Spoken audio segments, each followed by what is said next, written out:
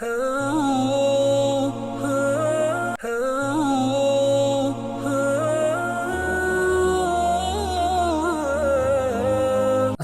அலைக்கும் வரஹ்மத்துல்லாஹி வபரகாத்துஹு. அன்பார்ந்த பிரேட்டிவ் நேயர்களே, நமது வாராந்த மனாபிர் இஸ்லாம் நிகழ்ச்சியினூடாக உங்களை சந்திப்பதில் பெரும் மகிழ்ச்சி அடைகிறேன். அல்லாஹ்வின் கிருபையினால் 197வது வாரத்தில் உங்களை சந்திக்கிறேன். முதலாவது மஸ்ஜிதுல் ஹராம் மக்கா முக்கர்ரமாவுடைய ஹுத்பா.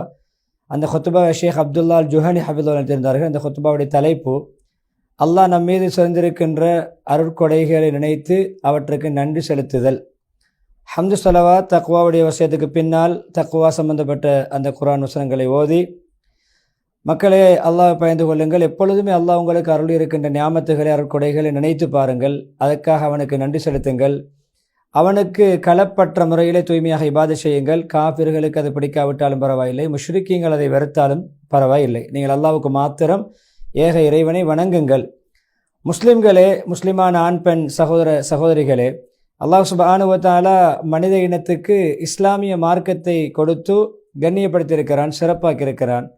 முஹம்மது ஸல்லல்லாஹு அலைஹி வஸல்லம் அவர்களை மனிதர்களில் சிறந்த புனிதமான நபி அவர்களை இறுதி நபியாக கொடுத்து அந்த உம்மத்தை அல்லாஹ் சிறப்பித்திருக்கிறான். மக்கள் எல்லாம் தங்களுக்கு மத்தியிலே பரஸ்பரம் அன்பு செலுத்தக்கூடிய சகோதரர்களாக மாற வேண்டும். ஏற்கனவே குரோதம், வஞ்சகம், சண்டை சச்சரவு ஈடுபட்டு பிரிந்திருந்த சமூகம் ஒற்றுமைப்பட வேண்டும் என்பதற்காக வேண்டி, அதனால் அல்லாஹ் சுப்ஹானஹு வ தஆலா அதை அவர்களுக்கு சமூகத்துக்கு ஞாபகப்படுத்தும் முகமாக, அல்லாஹ் உங்கள் மீது சிறந்திருக்கின்ற நியாமத்துகளை அருட்கொடைகளை நீங்கள் நினைத்து பாருங்கள். ஏற்கனவே நீங்கள் கடந்த காலங்களிலே எதிரிகளாக இருந்தீர்கள், விரோதிகளாக இருந்தீர்கள். அல்லாஹ் உங்களுடைய உள்ளங்களுக்கு மத்தியில் ஐக்கியத்தை ஏற்படுத்தினான். அதன் அல்லாஹ்வுடைய கிருபையினால் நீங்கள் சகோதரர்களாக, சகோதர வாஞ்சை உள்ளவர்களாக மாறினீர்கள். நீங்கள் நரக நெருப்பின் விளிம்பில் இருந்தீர்கள், அந்த நரக நெருப்பிலிருந்து அல்லாஹ் உங்களை பாதுகாத்தான். இவ்வாறே அல்லாஹ் தன்னுடைய அத்தாட்சிகளை உங்களுக்கு நீங்கள் நேர்வழி பெற வேண்டும் என்பதற்காக வேண்டி தெளிவுபடுத்துகிறான். ஆல இம்ரான் 103வது வசனம். அல்லாஹ்வுடைய அடியார்களே, நாங்கள் இன்று உலக மட்டத்திலே சர்வதேச ஆகாயங்களிலே நம்மை சூழ உள்ள இடங்களிலே கவனம் செலுத்தினோம் என்றால், எங்களுக்குள்ளும் நாங்கள் எங்களை பற்றியும் சிந்தித்தோம் என்றால், அல்லாஹ்வுடைய மட்டிலடங்காத, எண்ணி முடிக்க முடியாத, மற்றிட முடியாத நியாமத்துகளை நாம் கண்கூடாக காண்போம். எப்பொழுதுமே அல்லாஹ்வுடைய அருட்கொடைகள், அல்லாஹ்வுடைய நுணுக்கங்கள், நுட்பங்கள் நம்மை சூழ எப்பொழுதுமே அல்லாஹ்வுடைய அன்பு, கருணை, மிருதுத்தன்மைகள் சூழ்ந்திருப்பதை காண்போம். தொடரான அல்லாஹ்வுடைய அருளை நாங்கள் அனுபவிப்பதை நம்மால் பார்க்க முடியும். எனவே ஒரு அடியானுக்கு ஒரு கட்டாய கடமை என்னவென்றால், நியாமத்துகளை பற்றி பேசுவது, நியாமத்தை நினைத்து பார்ப்பது, அதுக்கு நன்றி செலுத்துவது. அதேபோல் அல்லாஹ் ஜல்ல ஜலாலுஹு நமக்கு வழங்கிய நன்கொடைகளை, அருட்கொடைகளை நினைத்து அவனுக்கு நாங்கள் நன்றி செலுத்துவது. எங்கள் மீது அல்லாஹ் வழங்கி இருக்கின்ற இம்மை மறுமையுடைய தீன் துனியா சம்பந்தப்பட்ட விமோசனம், ஆரோக்கியம், பாதுகாப்பு, நிம்மதி, அதை நினைத்து நாம் அவருக்கு நன்றி செலுத்துவது. அதேபோல் நம்மை சூழ்ந்திருக்கக்கூடிய அபயம், பாதுகாப்பு, அதே போன்று நிம்மதியான சூழல், வசதியான ஊர்களுடைய செழிப்பு, அடியார்கள் மீது கட்டாய கடமை அவர்களுக்கு அல்லாஹ் நன்றி செலுத்துவது. அடியார்கள் மீது சேர்ந்திருக்கக்கூடிய நியாமத், உடல் ரீதியாக தந்திருக்கக்கூடிய ஆரோக்கியம், அதே போன்று பட்டம், பதவிகள், அழகு அலங்காரங்கள், குழந்தைகள் என்று இறைவனுடைய அருட்கொடைகளை நாம் எண்ணி மட்டிட முடியாத அளவுக்கு காலாகாலம் எந்த நேரத்திலும் நாம் நியாமத்துகளுக்குள்ளே, அருட்கொடைகளுக்குள்ளே நாங்கள் எப்பொழுதும் திளைத்திருக்கிறோம். எனவே இப்படியான நியாமத்துகளை பற்றி பேசுவது, அதுக்கு நன்றி செலுத்துகின்ற அப்படியான விடயங்களை நமக்கு பறைசாட்டக்கூடிய ஒரு குர்ஆன் வசனம்தான். இஸ்லாமிய சமூகத்தை நோக்கி ரசூல் ஸல்லல்லாஹு அலைஹி வஸல்லம் அவர்களை முன்னோக்கி பேசுவதனூடாக அல்லாஹ் கட்டளையிடுகிறான், நீங்கள் உங்களுடைய இரட்சகனுடைய நியாமத்துகளை, அருட்கொடைகளை பற்றி பேசுங்கள், நன்றி மனப்பான்மையோடு நினைவு கூறுங்கள். துஹா 11வது வசனம். எனவே நாங்கள் அல்லாஹ்வுடைய நியாமத்துகளை, தீன் சம்பந்தப்பட்ட, துனியா சம்பந்தப்பட்ட எந்த நியாமத்துகளாக இருந்தாலும் அதற்கு நாங்கள் ஷுக்குர் செய்வது தான் அதை பற்றி பேசுவதனுடைய அர்த்தம். நன்றி மனப்பான்மையோடு அதை ஞாபகப்படுத்துவது, அல்லாஹ்வை புகழ்வது, பாராட்டுவது, அதன் மூலம் நாம் அல்லாஹ் நம்மை கண்ணியப்படுத்தி அந்த கௌரவத்தை உணர்வது, நமக்கு ஒரு பெருமிதமாக அமைவது.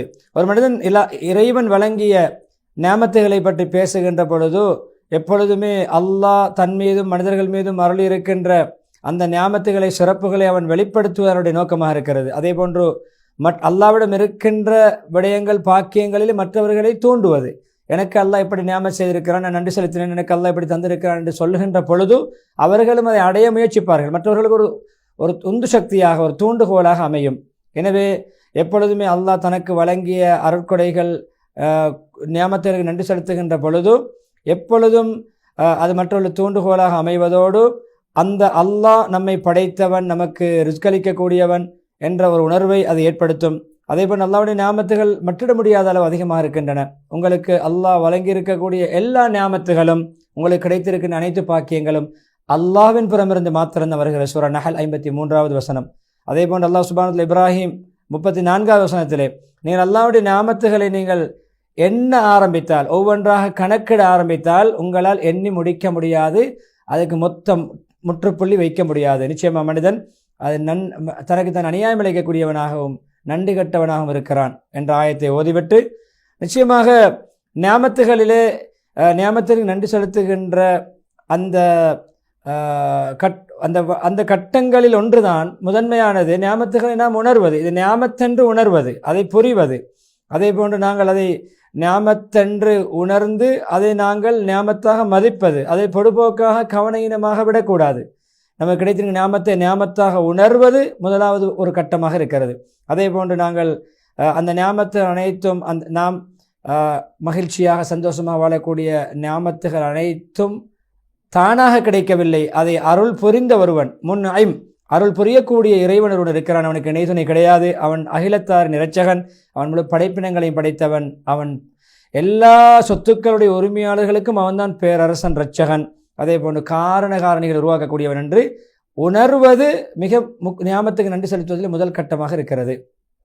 இரண்டாவது கட்டம் என்ன தெரியுமா?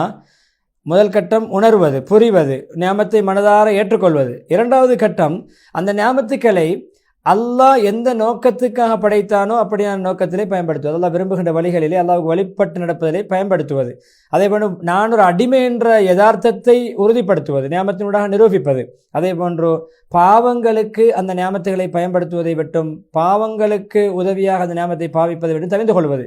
அதே போன்று அந்த விடயத்திலே முஹம்மது ஸல்லல்லாஹு அலைஹி வஸல்லம் அவர்கள் அல்லாஹ்வை புகழ்ந்து பாராட்டி நன்றி மனப்பான்மையோடு வாழ்ந்த அந்த முஹம்மது ஸல்லல்லாஹு அலைஹி வஸல்லம் அவர்கள் சிறந்த முன்மாதிரி. ஆயிஷா ரலியல்லாஹு அன்ஹா அறிவிக்கக்கூடிய ஹதீஸ், ரசூல் ஸல்லல்லாஹு அலைஹி வஸல்லம் அவர்கள் இரவிலே கால் வீங்கும் அளவு நின்று வணங்குவார்கள், இரவு வணக்கங்கள் ஈடுபடுவார்கள். அப்பொழுது நான் கேட்டேன், ஆயிஷா ரலியல்லாஹு அன்ஹா மனைவி சொல்கிறார்கள், நான் கேட்டேன், அல்லாஹ் முன்பின் பாவங்களை உங்களுக்கு மன்னித்திருக்கிறான், நீங்கள் இப்படி கால் வீங்க நின்று வணங்க வேண்டுமா யா ரசூலல்லாஹ்? அதுக்கு நபி ஸல்லல்லாஹு அலைஹி வஸல்லம் சொன்ன பதில் என்ன தெரியுமா? நான் ஒரு நன்றி உள்ள அல்லாஹ்வுக்கு நன்றி உள்ள அடியானாக மாறக்கூடாதா? புகாரி முஸ்லிம் ரஹிமஹுல்லாவுடைய ரிவாயத். அதேபோல் முஸ்லீம்களை அல்லாஹ் சுப்ஹானஹு வ தஆலா அந்த சவுதி நாட்டுக்கு அல்லாஹ் செய்த நியாமத்தை பிரத்யேகமாக சொல்லி காட்டுகிறார். அல்லாஹ் ஏராளமான நியாமத்தை இந்த சவுதி அரேபியாவுக்கு செய்திருக்கிறான். அதேபோல் ஒற்றுமையோடு வாழ வைத்திருக்கான், ஏகத்துவத்தோடு வாழ வைத்திருக்கான். இஹ்லாஸ் இபாதத்தை இஹ்லாஸோடு செய்யக்கூடிய பாக்கியம், நபியோரை பின்பற்றக்கூடிய பாக்கியம். முஹம்மது ஸல்லல்லாஹு அலைஹி வஸல்லம் அவர்கள் எங்களுடைய கண்குளிர்ச்சியான முஹம்மது ஸல்லல்லாஹு அலைஹி வஸல்லம் அவர்கள் எங்களுக்கு அந்த நியாமத்துகளுடைய வெளிப்பாடாக அந்த இபாதத்தை தூய்மையாக செய்கின்ற அந்த மார்க்கத்தை கொண்டு வந்தார்கள். அதை அல்லாஹ் எங்களுக்கு செய்த நிமத். எனவே நாங்கள் ரப்புல் ஆலமீனுக்கு நன்றி செலுத்த வேண்டும், அல்லாஹ்வுக்கு நன்றி மனப்பான்மை நடக்க வேண்டும் என்று சொல்லி அந்த இப்ராஹிம் அலைஹிஸ்ஸலாத்துடைய அந்த நன்றி மனப்பான்மையை சொல்கின்ற அந்த குர்ஆன் வசனத்தை ஓதி முதலாவது குத்பா முடிக்கிறார்கள்.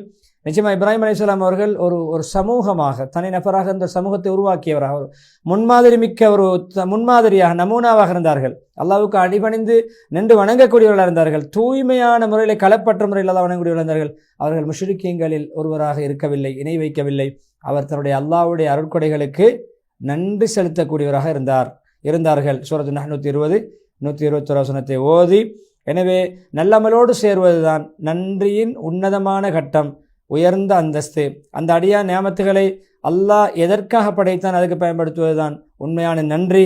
அதன் மூலம் அல்லாஹ்வுடைய திருப்தியையும் நேசத்தையும் உண்டு பண்ணக்கூடிய அமல்களிலே அதை அவன் பயன்படுத்துவதுதான் உண்மையான நன்றி என்று இஸ்திக்ஃபார் செய்வதுடைய துஆவுடன் முதலாவது குத்பாவை முடித்துவிட்டு இரண்டாவது குத்பா ஹம்து ஸலவாத் தக்வாவுடைய வசியத்துக்கு பின்னால், அல்லாஹ்வை அஞ்சிக் கொள்ளுங்கள் முஸ்லிம்களே, அல்லாஹ்வுடைய வேதத்தை வழிமுறைகளை கடைபிடியுங்கள், எப்பொழுதுமே நேர்வழி நடந்த ஹலீஃபாக்களுடைய வாழ்க்கை முறைகளை நீங்கள் பற்றி பிடியுங்கள் என்று சொல்லிவிட்டு அல்லாஹ்வுடைய அடியாரை அறிந்து கொள்ளுங்கள்.